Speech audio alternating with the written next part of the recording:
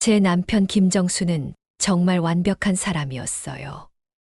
20년 전 결혼할 때부터 지금까지 단 한 번도 저를 실망시킨 적이 없었거든요.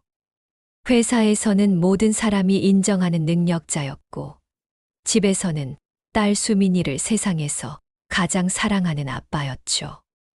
여보, 오늘도 수고했어요. 매일 저녁 현관문을 열고 들어서는 남편의 첫 마디였어요. 20년이 지난 지금도 변하지 않는 그 인사말이 저는 너무 고마웠어요. 저 역시 초등학교에서 20년째 아이들을 가르치고 있어요. 학부모들 사이에서는 믿고 맡길 수 있는 선생님으로 유명하죠. 사람을 보는 눈이 좀 있다고들 해요. 옛날에 잠깐 연예기획사에서 일했던 경험 때문인지. 누군가 거짓말을 하거나 숨기는 게 있으면 금세 알아챌 수 있거든요. 엄마, 아빠가 또 야근이래요. 의대생인 딸 수민이가 전화를 받고 말했어요. 요즘 남편은 회사에서 큰 프로젝트를 맡고 있었어요. 성공하면 임원 승진이 확실하다고 했죠. 그래서 요즘 부쩍 늦게 들어오는 일이 많았어요. 그래, 아빠도 힘드실 텐데. 저는 따뜻한 국을 끓여서 보온통에 담았어요. 김정수가 좋아하는 콩나물국이었죠. 그런데 그날 밤 이상한 일이 일어났어요. 새벽 4시쯤이었을까요? 문 여닫는 소리에 잠에서 깼는데 남편이 조용히 현관으로 나가고 있었어요. 화장실 가나? 하지만 10분이 지나도 돌아오지 않았어요. 침실로 가보니 김정수는 없었어요. 이상했어요. 남편은 평생 새벽에 외출한 적이 없는 사람이었거든요. 다음 날 아침 남편에게 물어봤어요. 여보, 어젯밤에 어디 갔다 왔어요? 응, 언제? 김정수는 진짜 모르는 것처럼 대답했어요. 새벽에 나가는 소리 들었는데요. 아, 그게 회사에 급한 일이 생겨서 잠깐 나갔었어. 뭔가 어색했어요. 남편의 목소리가 평소보다 높았거든요. 거짓말할 때 나타나는 습관이었어요. 하지만 저는 그냥 넘어갔어요. 믿고 싶었거든요. 그런데 그 다음 날도, 그 다음 날도 똑같은 일이 반복됐어요. 매일 새벽 4시 남편은 조용히 집을 나갔어요. 그리고 1시간쯤 후에 돌아왔죠. 일주일째 되던 날, 저는 더 이상 참을 수 없었어요. 뭔가 이상해. 가슴 한편에서 불안이 자라나기 시작했어요. 마치 어둠 속에서 뭔가가 스멀스멀 기어나오는 느낌이었어요. 그날도 남편은 어김없이 새벽에 나갔어요. 저는 재빨리 옷을 입고 뒤를 따랐어요. 20년 결혼 생활에서 처음으로 남편을 미행하는 거였죠. 김정수는 큰 길로 나가더니 버스를 탔어요. 저도 몰래 뒤따라 탔어요. 가슴이 쿵쾅쿵쾅 뛰었어요. 버스는 시내 중심가로 향했어요. 남편은 한 카페 앞에서 내렸어요. 24시간 영업하는 작은 카페였어요. 새벽이라 손님이 거의 없었죠. 저는 길 건너편에서 지켜봤어요. 그때였어요. 카페로 들어가는 남편 뒤로 한 여자가 나타났어요. 젊고 예쁜 여자였어요. 20대 중반쯤 되어 보였죠. 순간 제 안에서 뭔가가 틱 하고 끊어졌어요. 설마. 여자는 김정수에게 다가가서 자연스럽게 팔짱을 꼈어요. 남편은 싫어하지 않았어요. 오히려 웃고 있었어요. 제가 20년 동안 봐온 남편의 모습과는 전혀 다른 표정이었어요. 그 순간 세상이 무너지는 것 같았어요. 저는 그 자리에서 한참을 서 있었어요. 다리에 힘이 빠져서 움직일 수가 없었거든요. 머릿속이 하얗게 비어버린 것 같았어요. 아니야, 뭔가 오해가 있을 거야. 스스로를 달래려고 했지만 가슴속 깊은 곳에서는 이미 알고 있었어요. 이건 단순한 오해가 아니라는 거요. 카페 안에서 정수와 그 여자는 마주 앉아 이야기를 나누고 있었어요. 너무 자연스럽고 편안해 보였어요. 처음 만난 사이가 아닌 것 같았어요. 저는 떨리는 손으로 휴대폰을 꺼냈어요.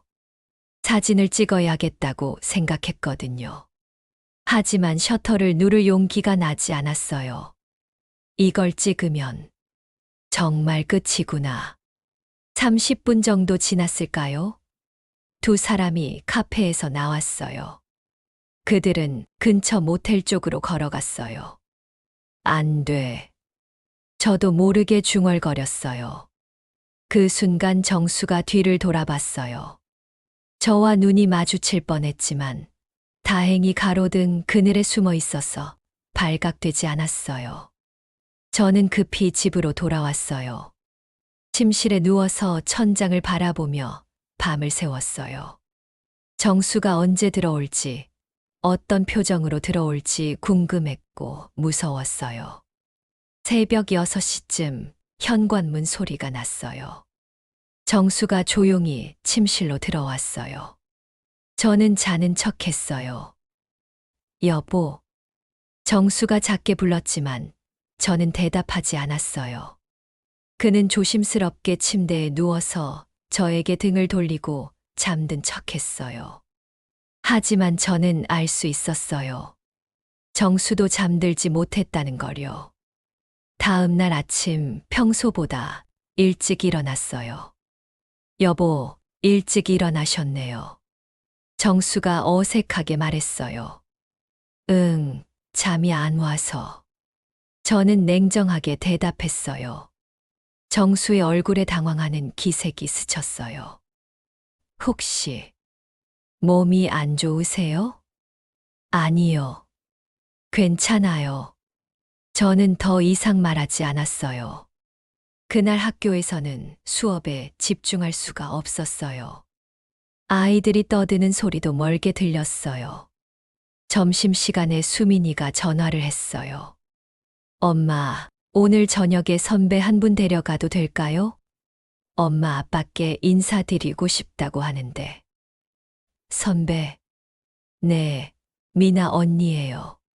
저한테 정말 잘해주시는 분이에요. 의대에서도 유명한 미인이고요. 그 순간 제 심장이 멈춰버린 것 같았어요. 미나라고? 네, 진짜 좋은 분이에요. 언니는 집안도 좋고 똑똑하기도 하고, 엄마가 보시면 정말 마음에 들어 하실 거예요. 전화기를 든 제 손이 떨렸어요. 설마 그 여자가. 엄마, 왜 대답이 없으세요? 아, 아니야. 좋아, 데려와. 저는 간신히 대답했어요. 그날 저녁 수민이는 정말로 한 여자를 데려왔어요. 어젯밤 카페에서 본 바로 그 여자였어요. 안녕하세요. 저는 수민이 선배 미나라고 해요. 미나는 밝게 웃으며 인사했어요. 너무나 자연스럽고 순수해 보였어요. 하지만 저는 알 수 있었어요. 그 웃음 뒤에 숨겨진 다른 무언가를 말이에요. 정수가 현관으로 나왔어요. 누구지? 아빠, 제 선배 미나 언니예요. 그 순간이었어요. 정수와 미나의 눈이 마주쳤어요. 둘 다 깜짝 놀라는 표정을 지었지만 금세 태연한 척했어요. 아, 안녕하세요. 안녕하세요, 아버님. 하지만 저는 놓치지 않았어요. 그 순간 둘 사이에 스친 미묘한 시선을 말이에요. 제 가슴 안에서 무언가가 꽁꽁 얼어붙기 시작했어요. 그날 저녁 식사는 지옥 같았어요.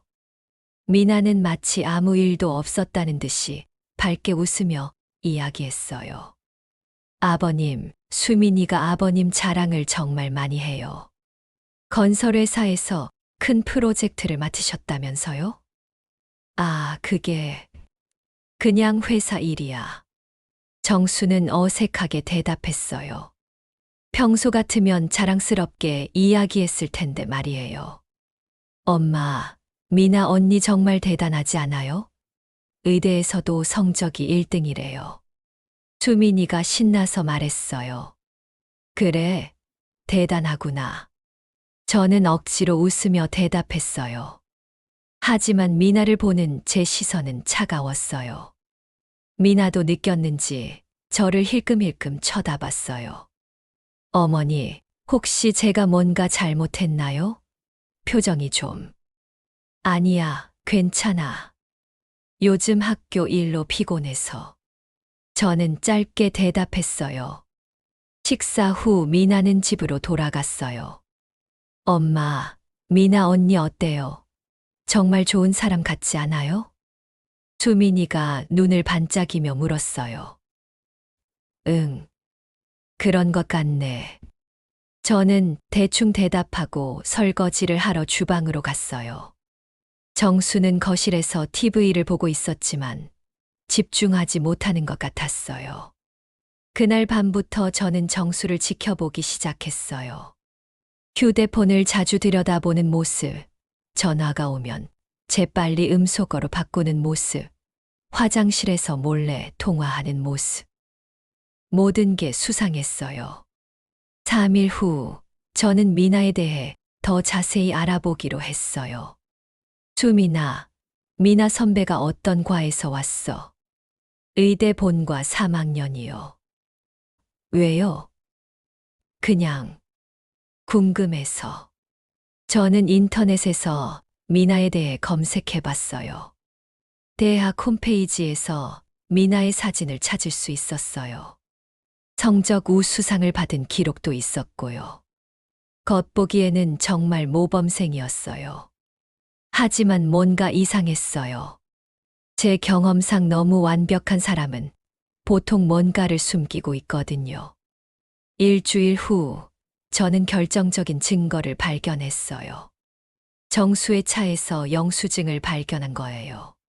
비싼 레스토랑 영수증이었는데 2인분이었어요. 그날은 제가 학부모 상담으로 늦게까지 학교에 있었던 날이었어요. 여보, 이 영수증 뭐예요? 저는 정수에게 영수증을 보여줬어요. 아, 그게 회사 동료와 식사한 거야. 남자 동료와요? 응. 하지만 영수증을 자세히 보니 스테이크 2개에 와인 1병. 남자끼리 가기에는 너무 로맨틱한 메뉴였어요. 정말 남자 동료와 갔어요? 왜 그래? 의심하는 거야. 정수의 목소리가 날카로워졌어요. 아니에요. 그냥 궁금해서. 저는 더 이상 추궁하지 않았어요. 하지만 확신이 섰어요. 그 다음 주 충격적인 일이 일어났어요. 수민이가 울면서 집에 왔어요. 엄마, 미나 언니가 이상해요. 왜? 무슨 일이야? 오늘 도서관에서 미나 언니를 봤는데 어떤 남자와 함께 있었어요. 그런데 그 남자가 수민이는 말을 멈췄어요. 그 남자가 40대 정도 되는 아저씨였어요. 그런데 둘이 너무 친밀해 보였어요. 제 심장이 다시 한번 쿵 떨어졌어요. 혹시 그 남자 얼굴 봤어? 잘 안 보였어요. 뒤에서만 봤거든요. 근데 정장 입고 있었어요. 그날 밤 저는 미나의 휴대폰 번호를 알아냈어요. 수민이 휴대폰에서 찾은 거였죠. 그리고 인터넷에서 그 번호를 검색해 봤어요. 놀라운 사실을 발견했어요. 어떤 커뮤니티에 미나의 번호로 된 글이 올라와 있었어요. 조심하세요.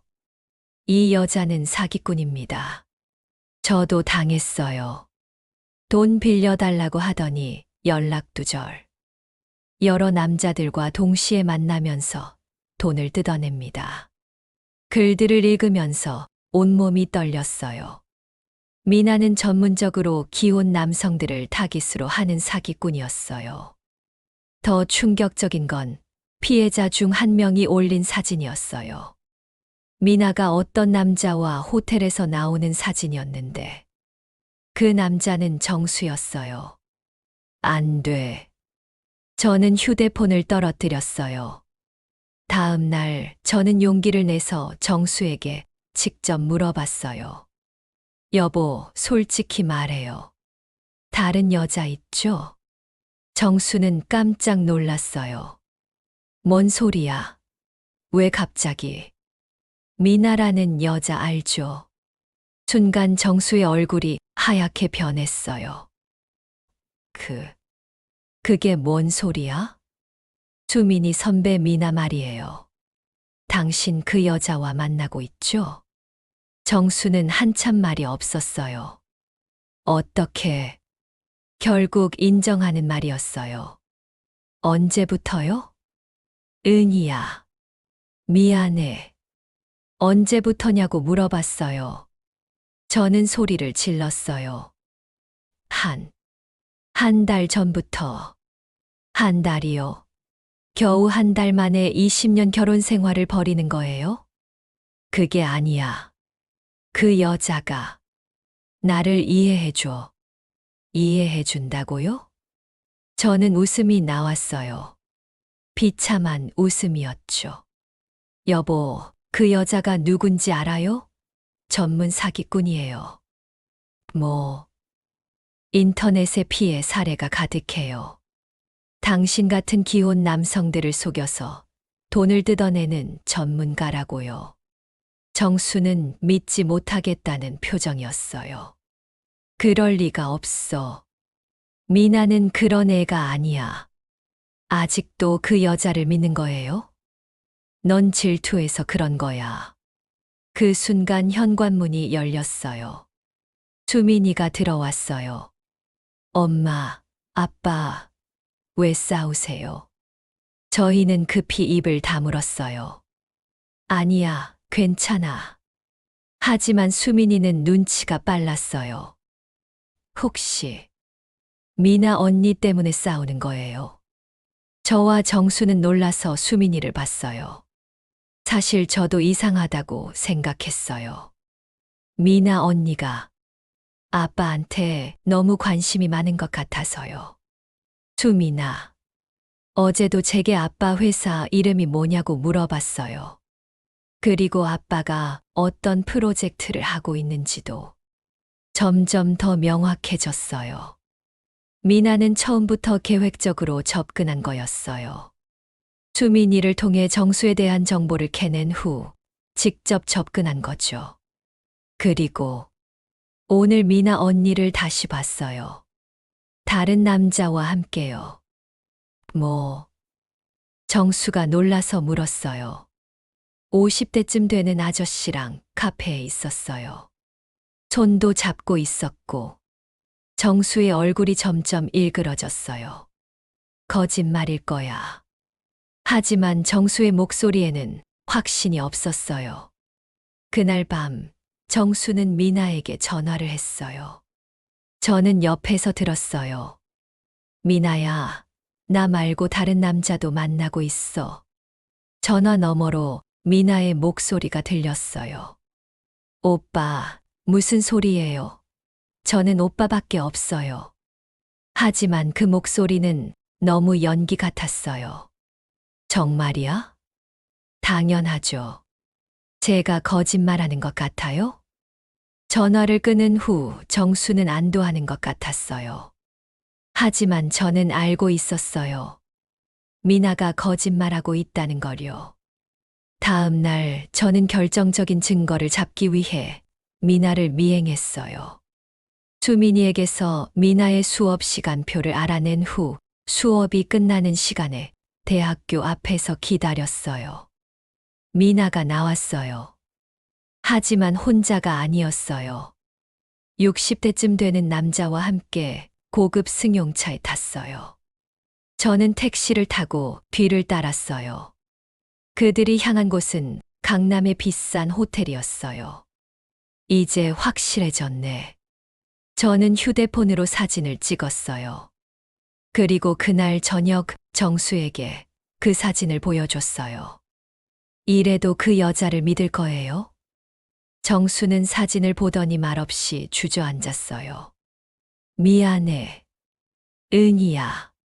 하지만 이미 늦었어요. 제 마음속에서는 무언가가 이미 죽어버렸거든요. 더 큰 문제가 남아 있었어요. 수민이었어요. 이 모든 진실을 수민이에게 어떻게 말해야 할지. 진실을 안 지 일주일 후 상황은 더욱 악화됐어요. 정수가 미나와 헤어지려고 했지만 미나는 순순히 물러서지 않았어요. 오빠, 저 정말 오빠만 사랑해요. 다른 남자들은 그냥 생활비 때문이었어요. 미나는 울면서 정수에게 매달렸어요. 미나야, 이제 그만하자. 내가 잘못했어. 안 돼요. 저 없으면 오빠는 못 살아요. 미나의 목소리는 점점 히스테리컬해졌어요. 저는 멀리서 지켜봤지만 소름이 돋았어요. 미나의 진짜 모습이 드러나고 있었거든요. 그리고 그날 밤 정수가 저에게 고백했어요. 은희야, 미나한테 돈을 줬어. 얼마나요? 5천만 원. 저는 눈앞이 캄캄해졌어요. 5천만 원이나요? 그 돈이 어디서 나온 거예요? 회사에서 받을 성과금을 미리. 그리고 적금도 좀. 미쳤어요? 정말 미쳤어요. 저는 소리를 질렀어요. 미안해. 미나가 아버지 병원비가 급하다고 해서. 거짓말에 속은 거예요. 그 여자 아버지는 멀쩡해요. 제가 미리 조사해 본 결과 미나의 가족 사정은 모두 거짓이었어요. 하지만 더 큰 충격이 기다리고 있었어요. 수민이가 집으로 달려와서 울부짖었어요. 엄마, 미나 언니가. 왜? 무슨 일이야? 학교에서 소문이 났어요. 미나 언니가 여러 교수님들과도 이상한 관계를 맺고 있다고. 그리고 아빠까지 그 명단에 있다고 해요. 수민이는 엉엉 울었어요. 친구들이 다 알고 있어요. 제 아빠가 미나 언니와 바람 피운다고. 그 순간 저는 무너져 버렸어요. 이제 온 동네가 다 아는 일이 되어버린 거예요. 다음 날 더 끔찍한 일이 일어났어요. 정수의 회사에서 전화가 왔어요. 사모님, 부장님이 회사 돈을 무단으로 사용하신 것 같습니다. 뭐라고요? 프로젝트 자금 중 일부가 사라졌습니다. CCTV를 확인해 보니 저는 전화를 끊고 정수에게 달려갔어요. 당신 회사 돈까지 건드린 거예요. 정수는 고개를 숙였어요. 미나가 투자할 곳이 있다고 해서 곧 몇 배로 불려서 돌려준다고. 정말 미쳤구나. 저는 정수의 뺨을 때렸어요. 20년 쌓아온 신뢰를 하루아침에 다 무너뜨리는 거예요. 그날 저녁 정수는 회사에서 징계위원회에 불려갔어요. 결과는 뻔했어요. 해고였죠. 이제 어떻게 살죠? 정수는 허탈하게 중얼거렸어요. 하지만 저는 더 이상 동정할 마음이 없었어요. 당신이 자초한 일이에요. 그런데 미나는 여전히 포기하지 않았어요. 오히려 더욱 집요하게 정수를 괴롭히기 시작했어요. 오빠, 저 정말 힘들어요. 오빠가 없으면 못 살아요. 매일 울면서 전화를 했어요. 심지어는 우리 집 앞까지 와서 소리를 지르기도 했어요. 정수 오빠, 나와요. 우리 약속했잖아요. 이웃들이 다 구경할 지경이었어요. 저 여자 정신이 나간 것 같아요. 수민이가 떨면서 말했어요. 어느 날 밤에는 미나가 우리 집 담을 넘어 들어오려고 했어요. 저는 경찰을 불러야 했어요. 이 여자를 어떻게 해야 해요? 경찰관이 말했어요. 스토킹으로 신고하시는 게 좋겠어요. 하지만 미나는 교묘했어요. 법적으로 문제가 될 만한 증거를 남기지 않았거든요. 그러던 중 충격적인 소식을 들었어요. 미나가 다른 남자와 결혼한다는 거였어요. 60대 사업가와 약혼을 발표했어요. 정수는 그 소식을 듣고 완전히 망가졌어요. 나를 이용만 한 거였어. 이제야 깨달았어요?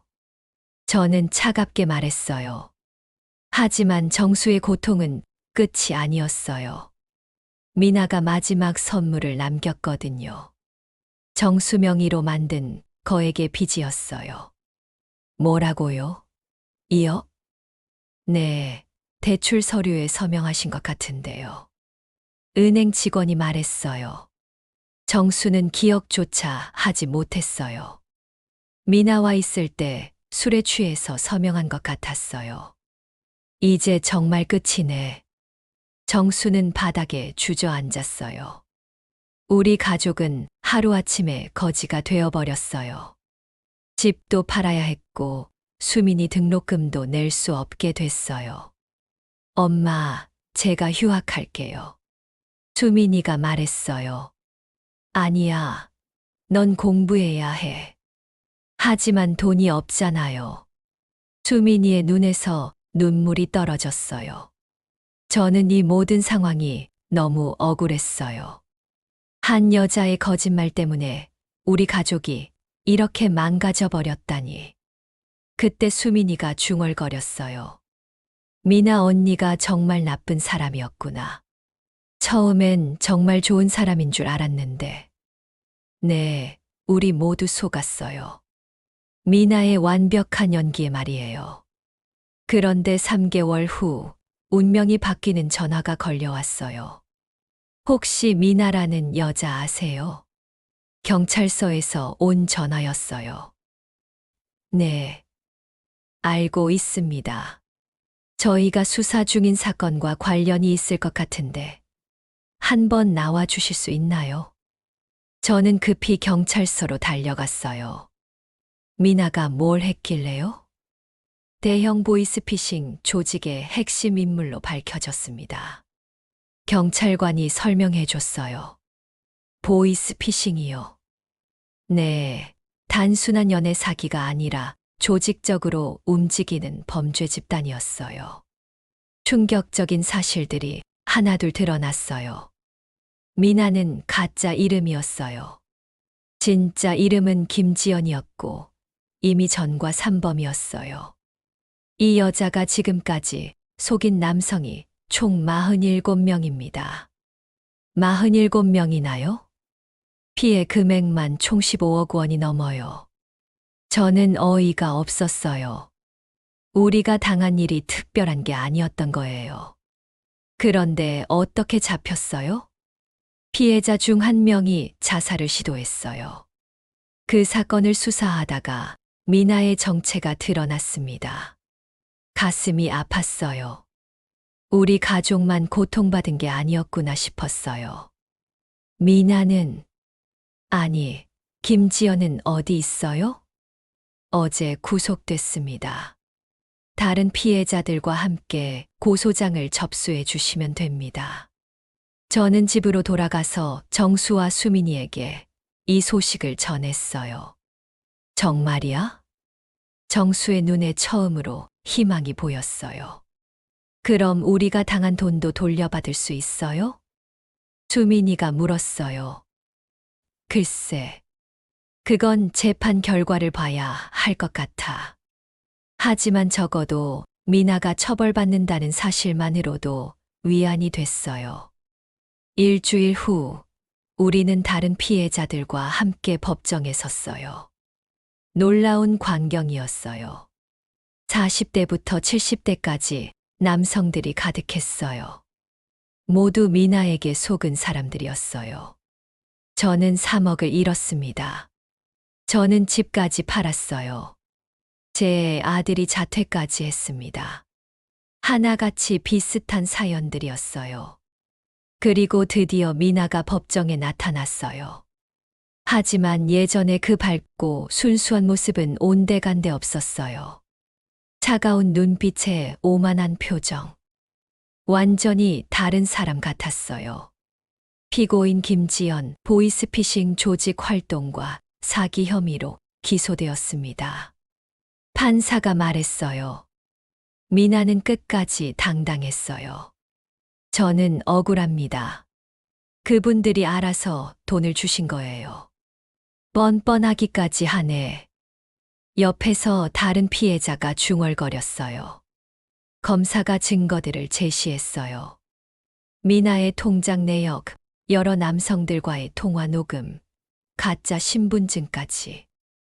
모든 게 계획적이고 조직적이었어요. 피고인은 2년간 47명의 남성을 속여 총 15억 원을 편취했습니다. 또한 가족 관계를 파탄시키고 일부는 극단적 선택까지 고려하게 만들었습니다. 검사의 말에 법정이 숙연해졌어요. 증인 신문 시간이었어요. 정수도 증인석에 섰어요. 피고인과 어떤 관계였습니까? 제 딸의 대학 선배였습니다. 그래서 더 믿었어요. 정수의 목소리가 떨렸어요. 얼마나 피해를 봤습니까? 직접적으로는 5천만 원. 하지만 회사에서 해고당하고 집도 팔아야 했습니다. 가족 관계는 어떻게 됐습니까? 정수는 저와 수민이를 바라봤어요. 아직도 회복 중입니다. 그때 미나가 갑자기 소리쳤어요. 저한테만 책임을 묻지 마세요. 그 남자들이 먼저 유혹했어요. 조용히 하세요. 판사가 제지했어요.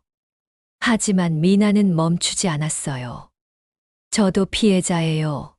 이 남자들이 저를 이용한 거라고요. 그 순간 법정이 술렁거렸어요.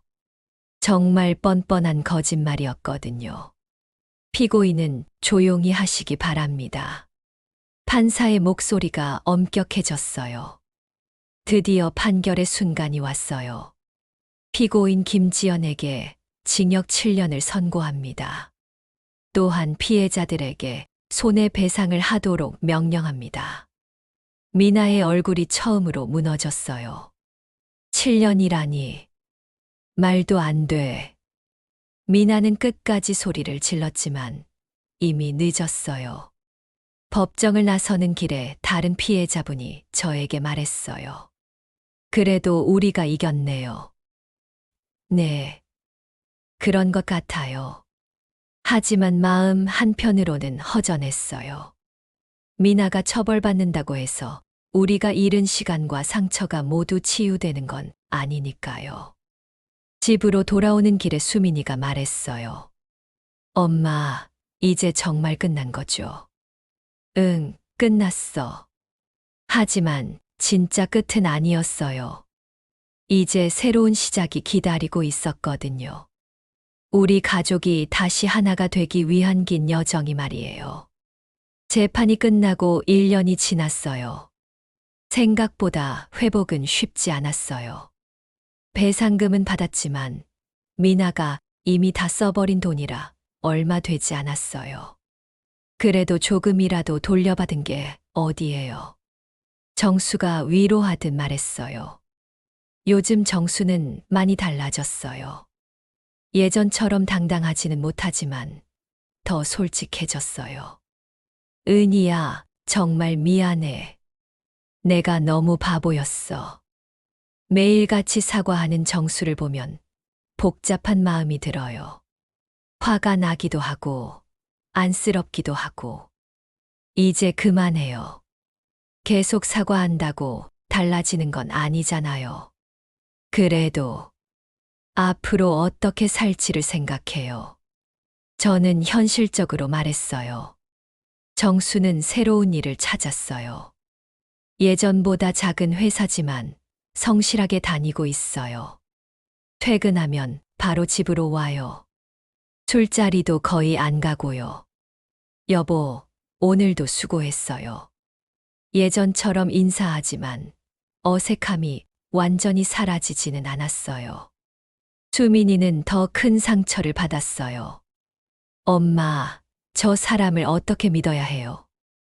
한동안 아빠와 말도 안 했거든요. 수민아, 아빠도 후회하고 있어. 그렇다고 해서 용서되는 건 아니잖아요. 수민이 말이 맞았어요. 사과한다고 모든 게 돌아오는 건 아니니까요. 하지만 시간이 조금씩 상처를 아물게 했어요. 어느 날 수민이가 말했어요. 그래도 아빠가 많이 노력하는 건 알아요. 응. 매일 제 등록금 걱정하고 용돈도 더 주려고 하고 예전보다 더 신경 써주시는 것 같아요. 조금씩 화해의 신호였어요. 저 역시 마음의 정리가 필요했어요. 친구들과 상담을 받기도 했어요. 은희야, 내가 너무 완벽한 가정을 만들려고 했던 건 아닐까. 친구의 말이 가슴에 와 닿았어요. 사람은 실수하는 존재야. 중요한 건 그 후에 어떻게 하느냐지. 맞는 말이었어요. 정수의 잘못은 용서할 수 없지만 그렇다고 20년 결혼 생활을 모두 부정할 수는 없었어요. 그리고 무엇보다 수민이가 있었어요. 가족이 완전히 깨져버리면 수민이가 가장 힘들어할 거였어요. 6개월 전 저희는 새로운 결정을 했어요. 작은 아파트로 이사했어요. 전세로 구한 이룸짜리였어요. 좁긴 하지만 그래도 우리 집이네요. 수민이가 밝게 말했어요. 정수도 웃었어요. 응, 다시 시작하는 거야. 하지만 쉽지 않았어요. 가끔 정수가 늦게 들어오면 또 다른 여자를 만나는 건 아닌지 의심이 들었어요. 정수 휴대폰을 몰래 확인하기도 했고요. 은희야, 뭐 해? 아무것도 아니에요. 어색한 순간들이 많았어요. 하지만 포기하지 않았어요. 부부 상담도 받고 가족 여행도 갔어요. 엄마, 아빠, 이제 정말 괜찮아 보여요. 수민이가 말해줄 때 비로소 안심이 됐어요. 지난달에는 정수가 깜짝 선물을 줬어요. 뭐예요, 이게? 반지였어요. 비싸지 않은 은반지였지만 마음이 담겨 있었어요. 20년 전에 제대로 못 해준 프로포즈야. 지금 와서 뭘. 하지만 마음 한편으로는 기뻤어요. 요즘 저는 생각해요. 사람을 완전히 망가뜨리는 건 가난이나 어려움이 아니라 욕심과 거짓말이구나. 미나 같은 사람도 그렇고 정수도 그랬고. 하지만 또 한 번 깨달은 건 진짜 사랑은 완벽함이 아니라 용서와 인내라는 거였어요. 지금 우리 가족은 예전 같지 않아요. 하지만 더 솔직해졌어요. 더 서로를 아껴요. 상처는 남아있지만 그 상처마저도 우리를 더 단단하게 만드는 것 같아요. 그리고 이제는 확신해요. 다시는 그 누구의 거짓말에도 속지 않을 거라고요. 우리 가족은 이제 진짜로 새롭게 시작했어요.